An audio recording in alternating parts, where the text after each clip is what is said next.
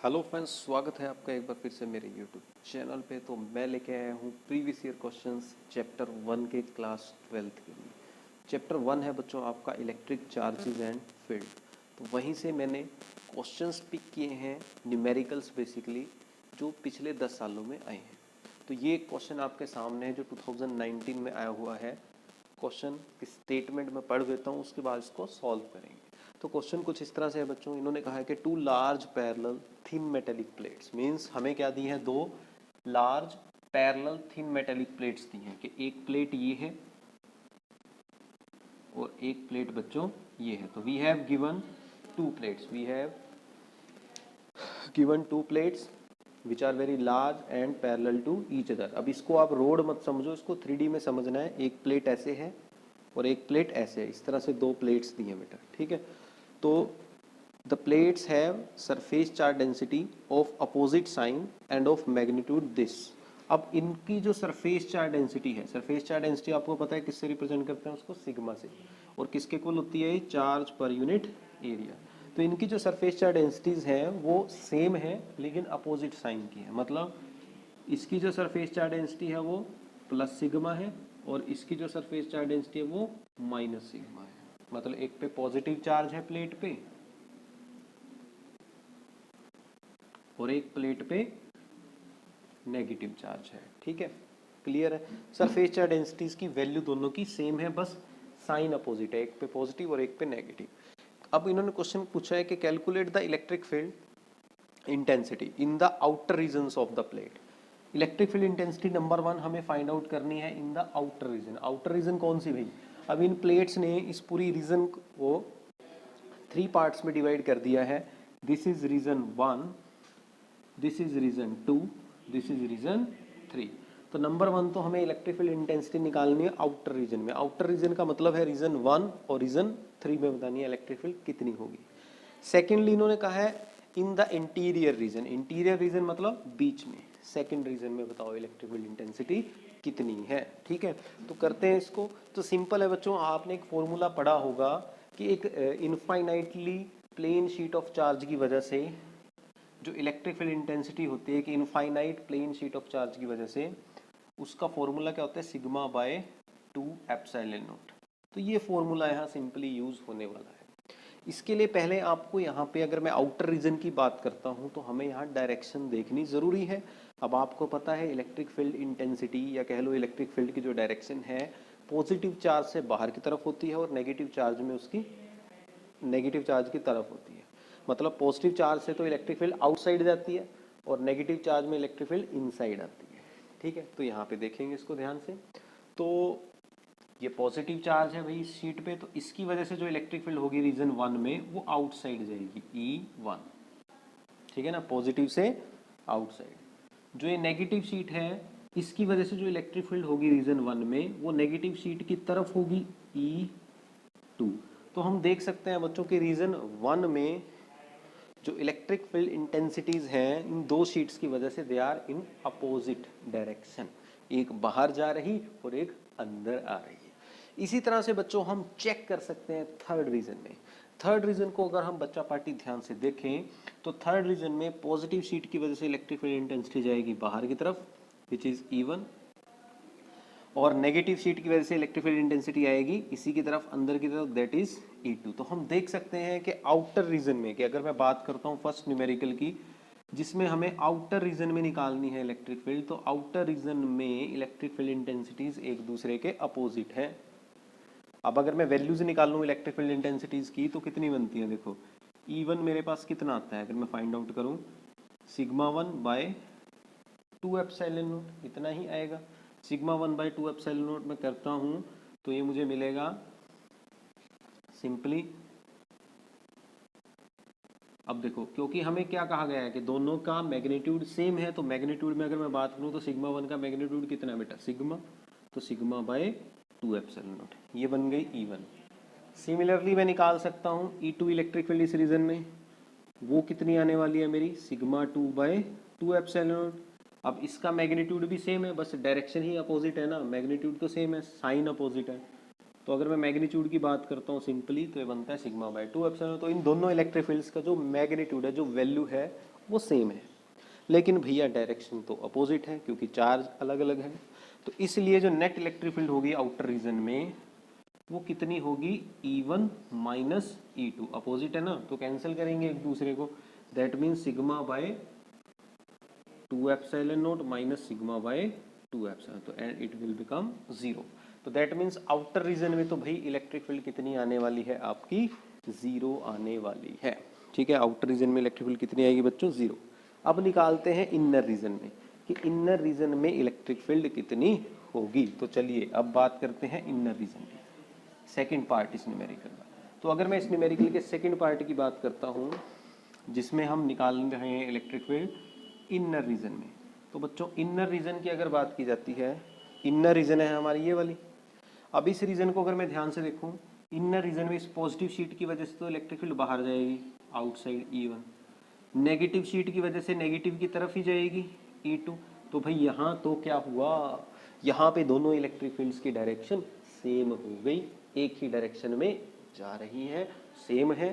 तो इसका मतलब इलेक्ट्रिक फील्ड इंटेंसिटीज ऐड हो रही हैं। तो net electric field inner region में कितनी होगी, E1 प्लस E2।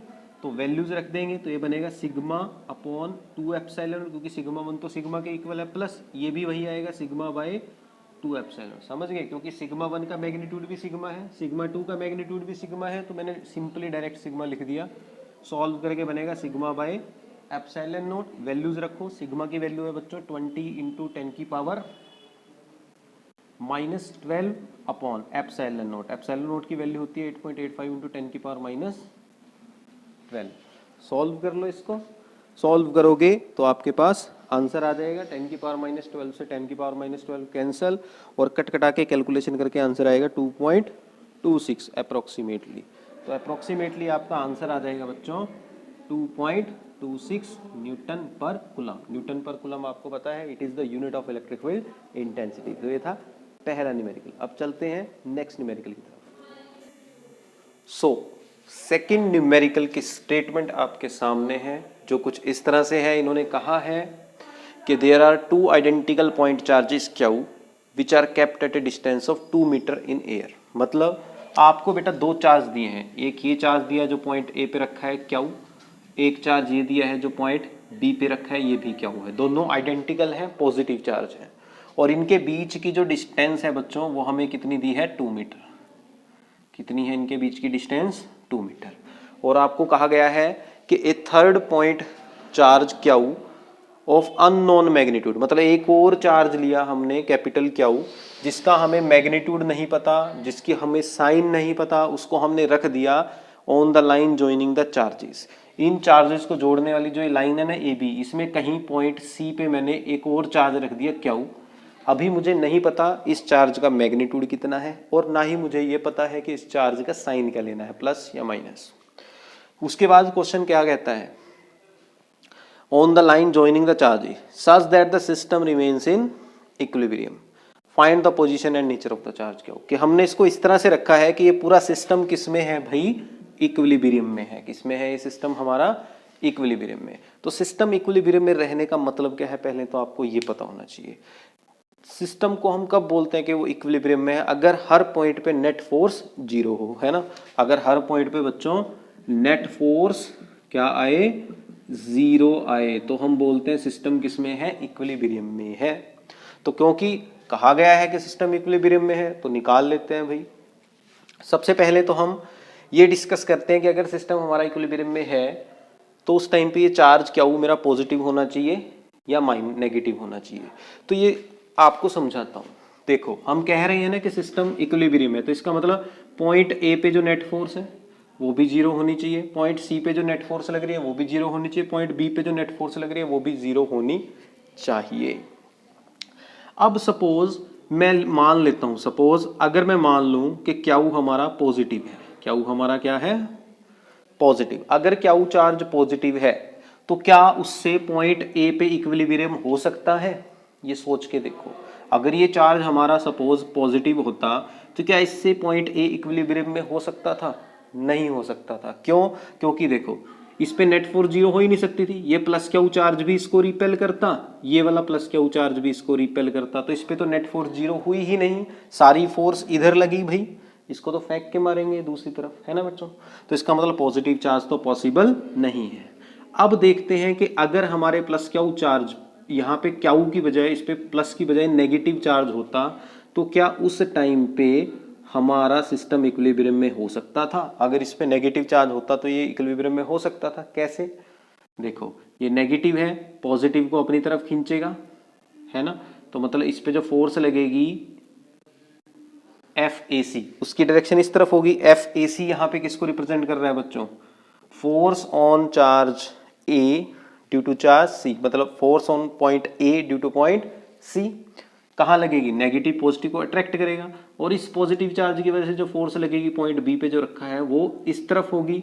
तो अगर मैं क्यू चार्ज की वैल्यू कुछ ऐसी लूं कि इस स्मॉल क्यू चार्ज की वजह से जो फोर्स लगेगी यहाँ पे FAB और जो फोर्स इसकी वजह से लग रही है वो दोनों क्या हो जाए, इक्वल और अपोजिट, तो हमारा सिस्टम हो गया ना इक्विलिब्रियम में। अब इस चार्ज पे नेट फोर्स जीरो हो सकती है, समझ गए। तो एक चीज तो क्लियर होगी भाई कि नेचर क्या होगी इसकी, नेगेटिव होगी। क्या होगी नेचर इसकी, नेगेटिव। क्लियर है जी, यहाँ तक सबको समझ में आ गया कि इसकी नेचर क्या होगी, नेगेटिव ही होगी। अब बच्चों हम निकालते हैं इसकी पोजीशन और इसका मैग्नीट्यूड। तो पोजीशन और मैग्नीट्यूड कैसे निकलेगा, तो क्योंकि बच्चों हमें दिया है सिस्टम इक्विलिब्रियम में, तो अगर सिस्टम इक्विलिब्रियम में है तो पहले इसकी पोजीशन निकाल लेते हैं। पोजीशन देखो कैसे निकलेगी बच्चों, क्योंकि सिस्टम इक्विलिब्रियम में है तो मैं मान सकता हूं कि net force on point C must be zero. जो पॉइंट C पे लगने वाली नेट फोर्स होगी वो जीरो होनी चाहिए, है ना। अब पॉइंट C पे नेट फोर्स कौन कौन सी लग रही है, देखो एक तो इस प्लस क्यू की वजह से, एक इस प्लस क्यू की वजह से। ये पॉजिटिव चार्ज इसको इधर रिपेल करेगा, ऐसे फोर्स लगेगी FCA। ये पॉजिटिव इधर रिपेल करेगा, फोर्स लगेगी FCB। तो इसका मतलब जो हमारे पास ये फोर्सेज हैं FCA प्लस फोर्स FAC, इनका जो सम है वो कितना आना चाहिए, हमारा जीरो आना चाहिए। मतलब ये दो फोर्सेज एक दूसरे के क्या होनी चाहिए, इक्वल और अपोजिट होनी चाहिए। तो अगर मैं सिंपल मैग्नीट्यूड में बात करूं तो FCA मेरे पास क्या बनने वाला है, 1/4 पाई। अगर मैं मैग्नीट्यूड में बात करता हूं, नेगेटिव साइन को हटा दूं तो नेगेटिव, अगर मैं मतलब सिंपल मैग्नीट्यूड में बच्चों बात करता हूं तो ये फोर्सेज इक्वल होनी चाहिए। ये तो अभी वेक्टर फॉर्म में लिखा है ना, तो दैट मीन्स इसका मैग्नीट्यूड और इसका मैग्नीट्यूड क्या होना चाहिए, सेम, तभी कैंसिल करेंगी। तो मैं फोर्स FCA का मैग्नीट्यूड निकाल लेता हूँ, which is 1/4 pi epsilon not Q1 आएगा Q, Q2 आएगा ये कैपिटल Q अपॉन इनके बीच की डिस्टेंस। मान लिया कि जो मेरा ये चार्ज है ये इससे कितनी डिस्टेंस पे है, x, तो यहाँ से यहाँ तक की डिस्टेंस कितनी होगी, 2 - x, क्योंकि टोटल 2 मीटर डिस्टेंस है, ये x है तो ये 2 - x, तो अपॉन x स्क्वायर। कूलम्ब से लो लगी ना, 1/4 pi Q1 Q2 upon r square, Q1 Q, Q2 capital Q upon x square. It should be equal to the force on this charge due to this charge, तो वो आ जाएगा 1/4 pi epsilon naught Q into Q upon इनके बीच की जो distance है 2 - x का होल स्क्वायर। तो सिंपली हमने क्या किया, इस पे इसकी वजह से जो फोर्स लग रही थी, इसकी वजह से जो फोर्स लग रही थी, दोनों के मैग्नीट्यूड को इक्वल रख दिया, क्योंकि तभी इक्विलिब्रियम में हो सकता था। सॉल्व कर लेंगे, कट जाएंगे, हमारे पास आ जाएगा 1/x² is equal to 1/2 - x का होल स्क्वायर। स्क्वायर से स्क्वायर कैंसिल हो जाएगा, तो आपके पास बचेगा 2 - x is equal to x, minus x उधर जाके प्लस हो जाएगा, तो x plus x is equal to 2, that means 2x is equal to 2, that means x is equal to 1 metre. ठीक है बेटा, तो कैलकुलेशन करोगे आपके पास x आ जाएगा 1 मीटर। तो इसका मतलब जो पोजीशन होगी इसकी वो कितनी होगी, 1 मीटर। कहाँ से, इस चार्ज से। तो इसका मतलब जो ये जो कैपिटल क्यू चार्ज हमने लिया, ये कितनी दूर लूंगा मैं इस वाले चार्ज से, 1 मीटर। ऑब्वियस सी बात है, टोटल डिस्टेंस 2 मीटर है, तो इधर से भी ये कितनी दूर ही होगा, 1 मीटर ही होगा। अब निकालते हैं इसका मैग्नीट्यूड बच्चों। क्या निकालते हैं, इस चार्ज का मैग्नीट्यूड। तो मैग्नीट्यूड कैसे निकलेगा भाई, इसके लिए हम पॉइंट ए वाली बात कंसीडर करते हैं। पॉइंट ए पे जो नेट फोर्स लग रही है वो जीरो होनी चाहिए। वो जीरो तभी हो सकती है कि अगर पॉइंट ए पे सी की वजह से जो फोर्स लगती है और बी की वजह से जो फोर्स लगती है उनका मैग्नीट्यूड सेम हो, और डायरेक्शन तो अपोजिट होगी ही, क्योंकि ये नेगेटिव चार्ज है। तो हम इक्वल रख लेंगे force on A due to C equal to force on A due to B. Coulomb's law लगाएंगे 1/4 epsilon not Q1 Q2 upon इनके बीच की डिस्टेंस जो कितनी है अभी हमने निकाल ली 1 मीटर है। अभी इसको x लिख देते हैं भाई, x माननी थी ना, तो x का स्क्वायर इक्वल टू FAB कितना आएगा 1/4 epsilon naught Q into Q, ये Q इंटू Q क्यों आया, इस पे हम इसकी वजह से फोर्स निकाल रहे हैं, तो Q1 भी Q है Q2 भी Q है, तो Q इंटू Q अपॉन इनके बीच की जो डिस्टेंस है AB उसका स्क्वायर। अब जस्ट वैल्यूज रख देते हैं। फर्दर देखो 1/4 पे से कट गया, Q से Q कट गया, तो आपके पास बचा Q अपॉन X। X कितना है बच्चों 1, इधर बचा Q अपॉन AB कितना था 2 मीटर, तो उसका स्क्वायर, तो Q यहाँ से आ गया बेटा Q/4। तो इसका मतलब इस चार्ज का जो मैग्नीट्यूड होगा वो 1/4 होगा मैग्नीट्यूड ऑफ दिस चार्ज, यानी कि हम कह सकते हैं कि Q will be equal to minus के Q/4, क्योंकि ये नेगेटिव चार्ज है ना, अभी प्रूव किया था। तो ये था क्वेश्चन, आई होप आप लोगों को समझ में आया होगा। तो आज की इस वीडियो में सिर्फ 2 ही न्यूमेरिकल सॉल्व किए हैं। अगर मुझे अच्छा रिस्पॉन्स मिलता है इस वीडियो से तो मैं इस पे आगे चल के और भी वीडियोस बनाने वाला हूँ, डेली अपडेट भी करूँगा वीडियोस को, ठीक है ना। सारे न्यूमेरिकल्स कवर किए जाएंगे 12th क्लास में जितने भी आए हैं आज तक के। तो अभी सिर्फ 2 ही न्यूमेरिकल्स का एक ट्रायल मैंने लिया है, तो देखते हैं कितना रिस्पांस मुझे इसका मिलता है। अगर वीडियो थोड़ी सी भी अच्छी लगी तो लाइक ज़रूर करें, नए हो तो चैनल को सब्सक्राइब जरूर करें। धन्यवाद, कीप सपोर्टिंग।